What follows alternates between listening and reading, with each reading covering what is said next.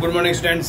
आज हम इलेक्ट्रोडायनामिक्स का नेक्स्ट वीडियो क्लास लेके आए हैं, जिसमें electrostatic potential energy and energy density के बारे में हम पढ़ेंगे। ये semester first paper second classical electrodynamics unit first का टॉपिक है। तो हम इसमें electrostatic potential energy and energy density नाम से टॉपिक है, ये हम करते हैं। ठीक है ना। तो इसमें क्या है कि जैसे हम देख चुके हैं पहले हमारे वीडियोस में, वैसे हम जानते भी हैं कि इलेक्ट्रोस्टैटिक जो पोटेंशियल एनर्जी होती है वो किसी पॉइंट ऑब्जेक्ट का चार्ज और स्केलर पोटेंशियल का प्रोडक्ट होती है, उसके द्वारा हम उसको डिफाइन कर सकते हैं।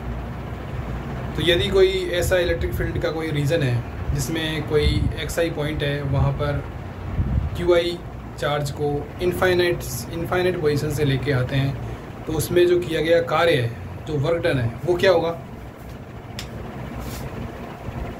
WI बराबर QI फाई XI।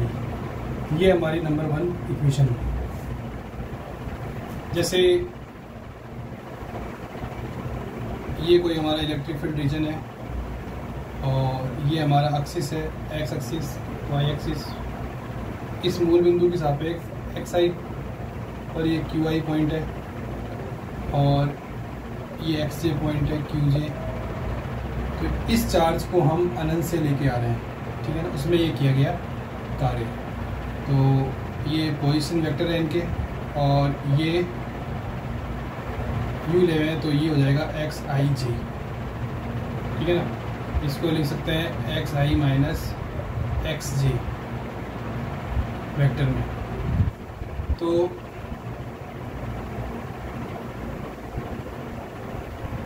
अगर मैग्नीट्यूड में लिखेंगे XIJ तो आ जाएगा XI माइनस XJ का मैग्नीट्यूड। अब हमारे पास में क्या है कि QI के अलावा जो n-1 आवेश हैं, n-1 चार्जेस के जो क्रम रूप से लेते हुए हम उसको पोटेंशियल को प्रोड्यूस करते हैं। तो हमारा जो पोटेंशियल होता है फाई XI, वो क्या होगा? सिग्मा J बराबर 1 से n-1 QJ XI minus XJ magnitude में। ये हमारे पास में पोटेंशियल होगा। क्योंकि क्या होता है कि KQ/R होता है पोटेंशियल, ये पोजीशन हो जाएगी और ये QJ आवेश हो जाएगा। आवेश हमारे पास में सिग्मा के रूप में ऐड है, और J आवेश कितने हैं? 1 से लेके n-1। अब ये जो फाई XI है ये हम इसकी जगह रखेंगे। तो ये WI QI सिग्मा J बराबर 1 से n-1 QJ XI minus XJ। ये इक्वेशन नंबर 3 है। अब इसको हम, ये जो हमने वर्क डन ज्ञात किया है,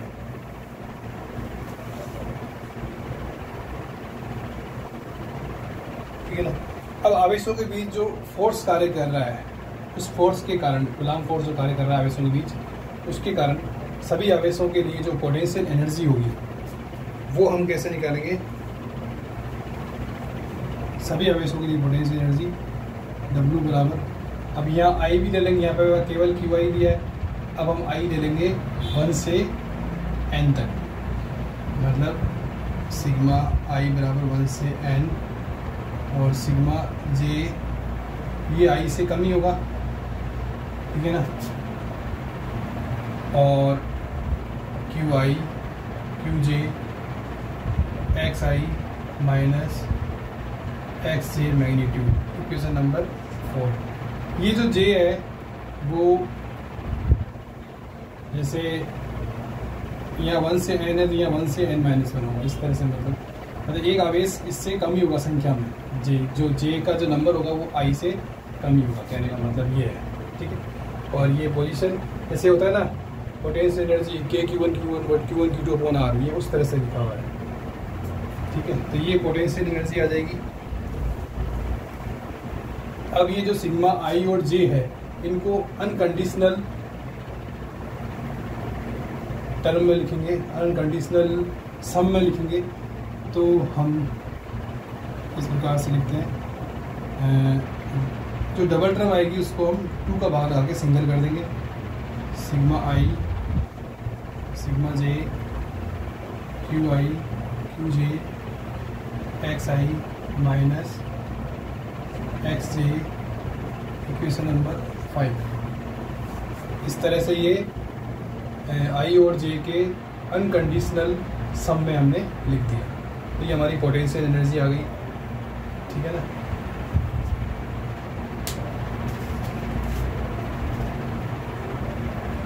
और ये जो डबल सम है, ये इक्वेशन नंबर 5 नोट करना, ये जो डबल सम है इसमें आई बराबर जे टर्म को शामिल नहीं किया गया, उसको छोड़ा गया।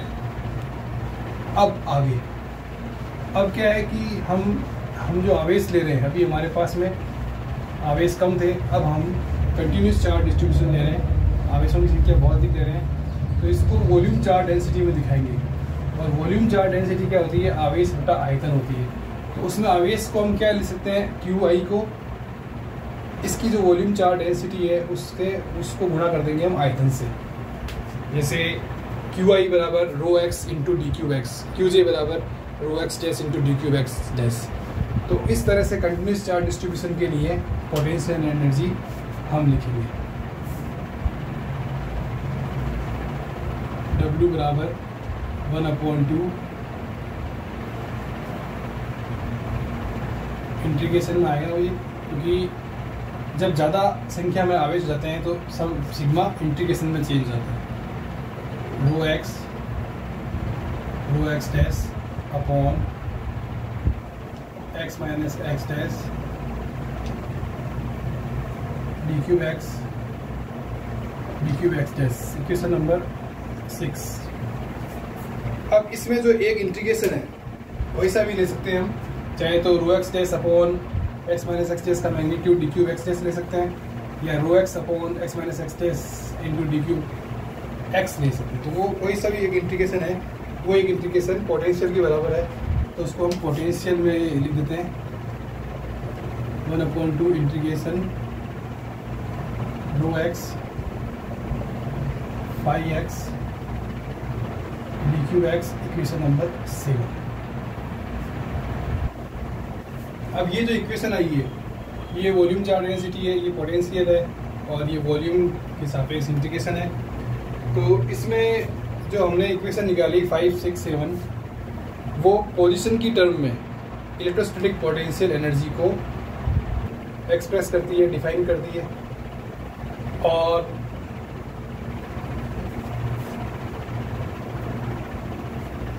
जो आवेशों के बीच कूलाम फोर्स कार्य कर रहा है उसके द्वारा जो आवेशों के बीच इंटरेक्शन होता है, आवेशों के बीच जो कूलाम फोर्स के द्वारा जो इंटरेक्शन होता है उसको ये मेन रूप से रिप्रेजेंट करती है। तो अब हम लेंगे गाउस का प्रमेय, नहीं पॉइसन इक्वेशन लेंगे। पॉइसन इक्वेशन क्या है? ग्रेडियंट स्क्वायर फाई बराबर माइनस 4 पाई रो, तो रो बराबर क्या हो जाएगा? माइनस 1/4 पाई फाई। तो ये रो का मान हम इसमें रखेंगे इक्वेशन 7 में, तो हमारे पास में आ जाएगा माइनस 1/8 पाई डबल इंटीग्रेशन, ये फाई तो आएगा ही, और रो की जगह आ जाएगा 1 मिनट ग्रेडियंट स्क्वायर फाई आएगा ना, तो gradient square phi d cube x, ये इक्वेशन नंबर 8 आ जाएगा। अब ग्रीन्स की फर्स्ट आइडेंटिटी जो हमने लिखी थी वो क्या थी? Volume integral u gradient square u plus gradient u dot gradient u D cube x बराबर इंटीग्रेशन सरफेस इंटीग्रल था सर, हाँ, एस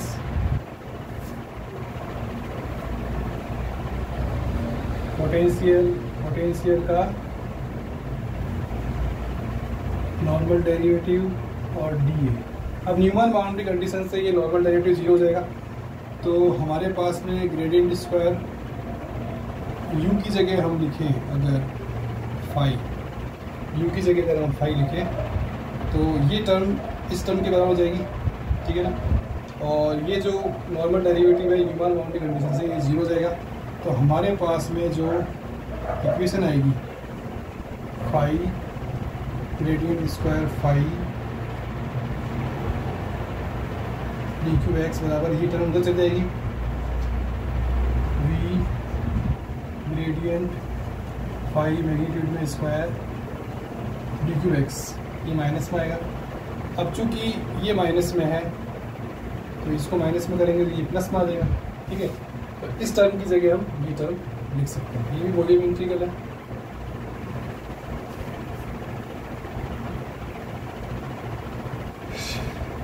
ठीक है ना, तो ये रखते हैं।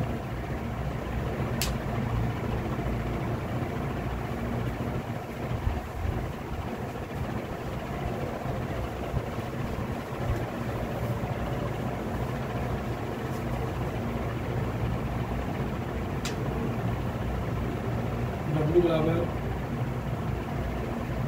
-1/8 पाई इंटीग्रेशन V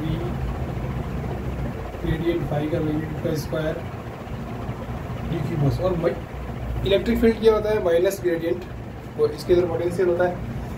तो इसकी जगह मैग्नीट्यूड में इलेक्ट्रिक फील्ड भी लिख सकते हैं -8 पाई इंटीग्रेशन V, ये इलेक्ट्रिक फील्ड आ गया magnitude square D Q x. और ये इक्वेशन नंबर 9।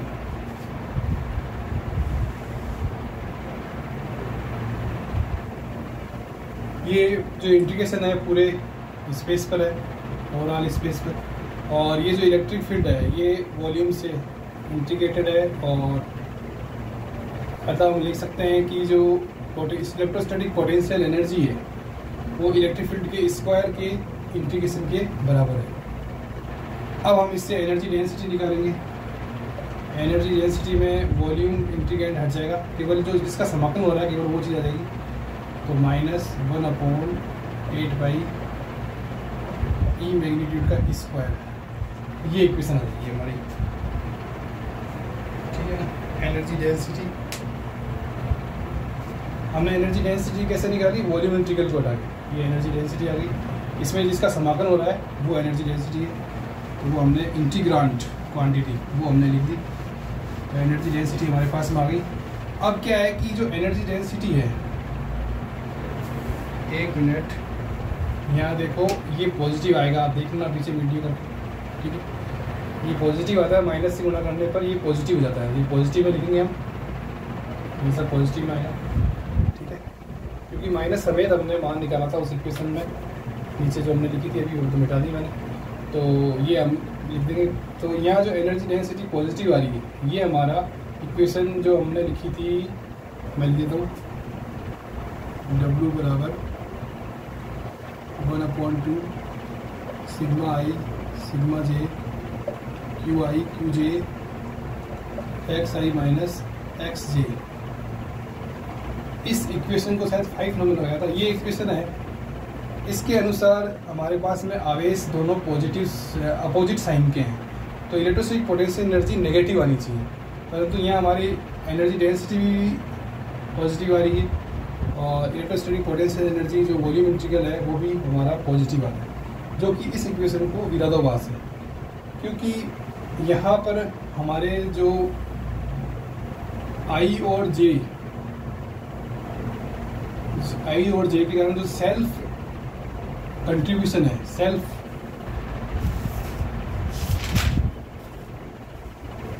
एनर्जी कंट्रीब्यूशन है वो यहाँ शामिल है, और सेल्फ एनर्जी कंट्रीब्यूशन यहाँ शामिल नहीं है। सेल्फ एनर्जी कंट्रीब्यूशन मतलब I बराबर J टर्म्स को इस डबल सम में शामिल नहीं किया गया है, तो सेल्फ एनर्जी इंटीग्रेशन यहाँ शामिल है। तो उस चीज़ को समझने के लिए हम 2 पॉइंट चार्ज लेते हैं। एक तो x1 पोजीशन पे q1, एक x2 पोजीशन पे q2, और x पोजीशन पे p पॉइंट लेते हैं। इस पर हम इलेक्ट्रिक फील्ड याद करते हैं। तो हमारा जो इलेक्ट्रिक फील्ड होगा q1 x माइनस x1, ये वेक्टर के रूप में, और x माइनस x1 ये मैग्नीट्यूड क्यूब होता है ना, Q R vector upon R cube magnitude में, उस तरह से इलेक्ट्रिक फील्ड निकाला, plus Q2 x minus x2 vector के रूप में, x माइनस x2 मैग्नीट्यूड के रूप में। ये इक्वेशन नंबर 11 आ जाएगी।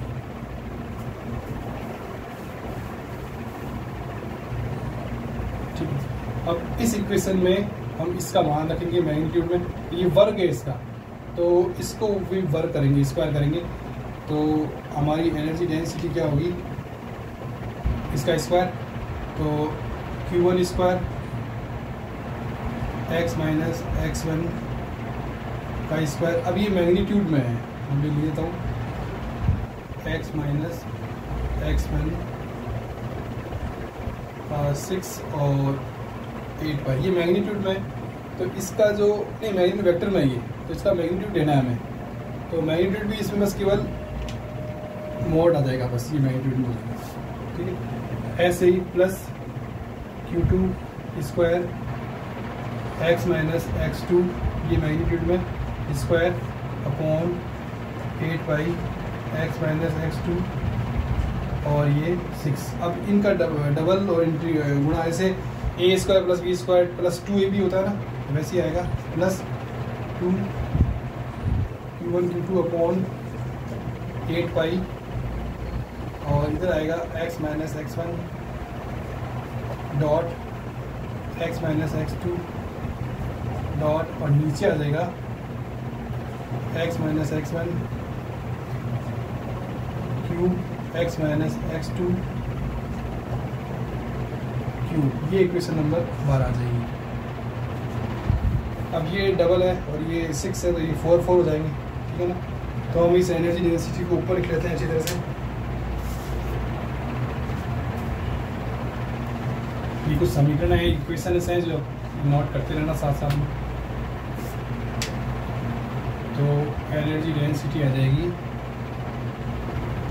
Q1 square upon 8 pi x minus x1, और ये आ जाएगा 4 plus Q2 square 8 pi x minus x2, इसका आ जाएगा 4,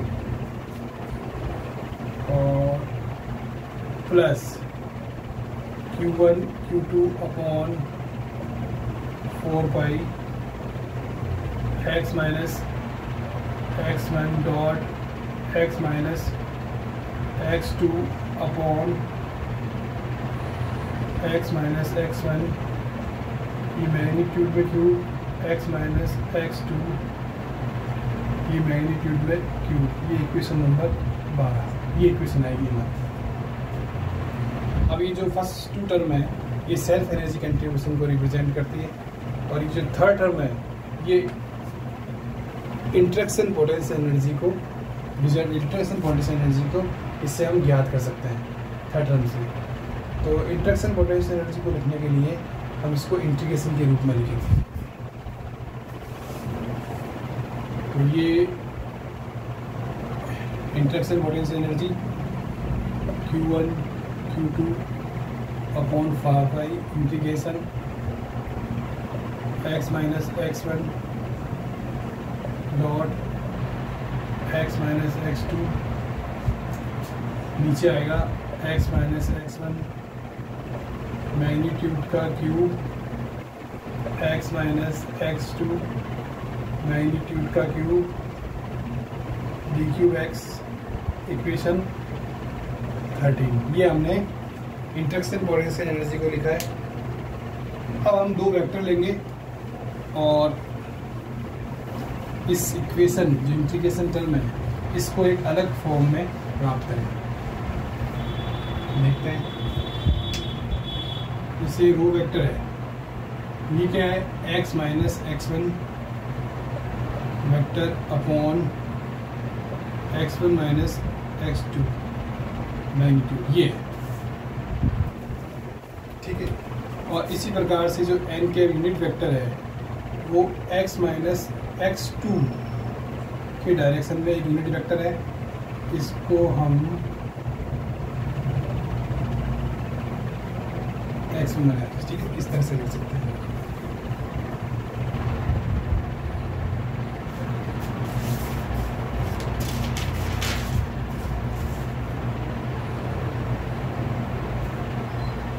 x1 माइनस x2 की डायरेक्शन में ये n के यूनिट वेक्टर है। तो हमारे पास में ये टर्म का तो मान है, जैसे हम लिख सकते हैं, हाँ लिख लेंगे वैल्यू टू टर्म, चलो x माइनस x1 वेक्टर की फॉर्म में, तो रो x minus x1 minus x2 magnitude किया जाएगा, और इससे डी क्यूब एक्स किया जाएगा, डी क्यूब रो x1 माइनस x2, और इसे हम रो प्लस एन के निकालेंगे, तो क्या आएगा, इन दोनों को जोड़ेंगे तो ये x1 और ये x1 कट जाएगा, तो x माइनस x2 बनेगा, x माइनस x2, और नीचे LCM आ जाएगा x1 माइनस x2 दिया। अब इसको मैग्नीट्यूड में लिखेंगे, जैसे x माइनस x2 का मैग्नीट्यूड, तो ये आ जाएगा रो प्लस एन कैप का मैग्नीट्यूड, और x1 माइनस x2 का मैग्नीट्यूड गुणा में आ जाएगा, ये गुणा में चला जाएगा इसके, बस ये हम इस तरह से लिख सकते हैं। तो इक्वेशन जो 13 है उसको हम चेंज करेंगे,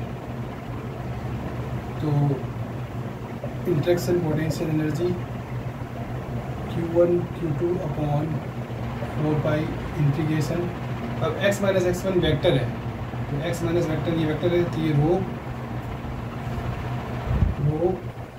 x1 minus x2, x1 minus x2 dot x minus x2 ये भी वेक्टर है।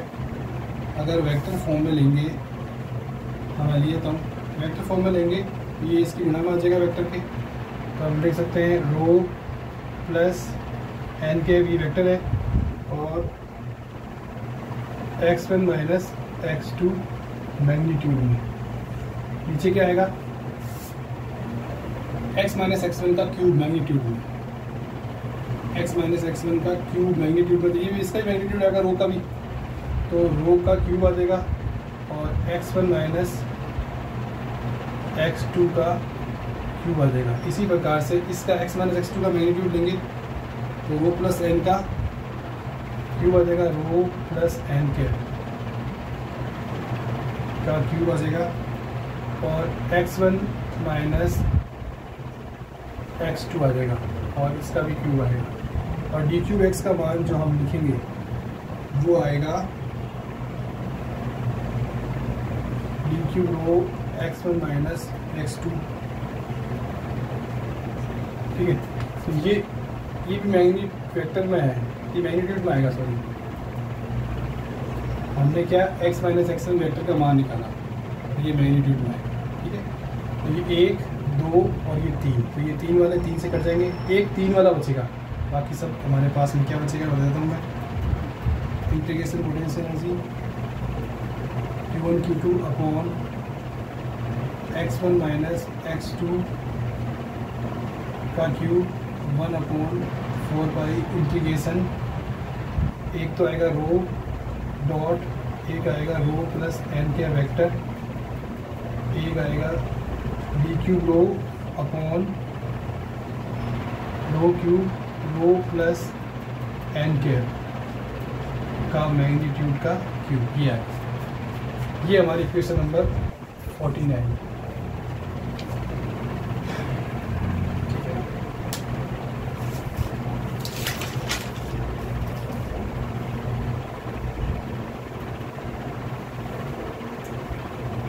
अब स्मॉल वर्चुअल डिस्प्लेसमेंट के अंतर्गत सिस्टम में जो इलेक्ट्रोस्टैटिक पोटेंशियल एनर्जी में जो चेंज आता है उसको कैलकुलेट करते हुए हम चार्ज बॉडीज़ के बीच फोर्स कैलकुलेट करेंगे। कहने का मतलब है कि हमारे पास में जो एनर्जी डेंसिटी की इक्वेशन है कौन सी, मैं लिखता हूँ, एक ही इक्वेशन है हमारे पास, W बराबर 1/8 पाई। ये एनर्जी डेंसिटी की इक्वेशन है। इसमें इलेक्ट्रिक फील्ड को हम surface charge density sigma x लेते हुए उससे एलिमिनेट करेंगे, तो हमारा जो, और फिर फोर्स पर यूनिट एरिया ज्ञात करेंगे। तो हमारा जो गाउस का लॉ होता है वो क्या होता है, E.N के बराबर 4 पाई रो। अगर इसको मैग्नीट्यूड में लेंगे, क्योंकि यूनिट वेक्टर का मैग्नीट्यूड 1 होता है, तो ये 4 पाई रो हो जाएगा। और मैग्नीट्यूड का स्क्वायर लेंगे तो ये 16 पाई स्क्वायर रो स्क्वायर आ जाएगा। तो 1/8 पाई 16 पाई स्क्वायर रो स्क्वायर आ जाएगा। तो ये हो जाएगा 2 पाई रो नहीं आएगा, सॉरी रो नहीं आएगा, सिग्मा आएगा।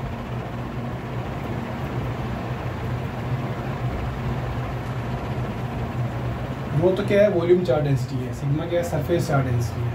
इलेक्ट्रिक फील्ड को हम सरफेस चार्ज डेंसिटी से यहाँ एलिमिनेट करेंगे, तो हमारे पास में ये आ जाएगा 2 pi sigma square, equation number 15।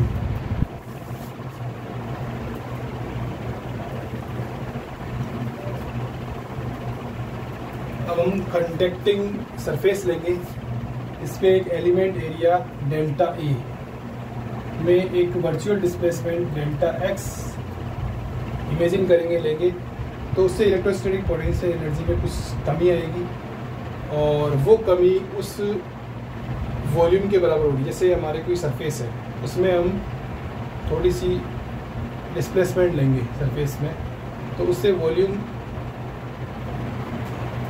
अंदर की तरफ भी रह सकते हैं, बाकी तो वॉल्यूम में जो डिस्प्लेसमेंट लेंगे उससे वॉल्यूम में इलेक्ट्रोस्टैटिक पोटेंशियल एनर्जी में कुछ डिक्रीज आएगा। वो डिक्रीज ये जो डेल्टा ए और डेल्टा एक्स, ये जो सरफेस एलिमेंट है, एरिया एलिमेंट है, और ये जो डिस्प्लेसमेंट है, इनके मल्टीपल के बराबर होगा। तो हमारे पास में जो पोटेंशियल एनर्जी चाहिए जो कि आएगी, electrostatic potential energy delta W minus 2 pi sigma square delta A delta X आएगा। ये माइनस क्या है, ये पोटेंशियल एनर्जी में डिक्रीज को बता रहा है। तो ये जो हमारे पास में एनर्जी डेंसिटी आई 2 पाई सिग्मा स्क्वायर, ये कंडक्टिंग सरफेस पर force per unit area, per unit area हम मान सकते हैं, ठीक है ना। कंडक्टर की सरफेस पर एक outward force per unit area हम मान सकते हैं। तो हमने क्या किया, अभी जो लास्ट जो हमने टर्म इक्वेशन निकाल के, ये हमने एनर्जी डेंसिटी की इक्वेशन ली, सरफेस चार्ज डेंसिटी से इलेक्ट्रिक फील्ड को एलिमिनेट किया, और फोर्स पर यूनिट एरिया हमने ज्ञात किया, और ये देखा कि इलेक्ट्रोस्टैटिक पोटेंशियल एनर्जी में चेंज होकर कितनी आती है, ठीक है ना।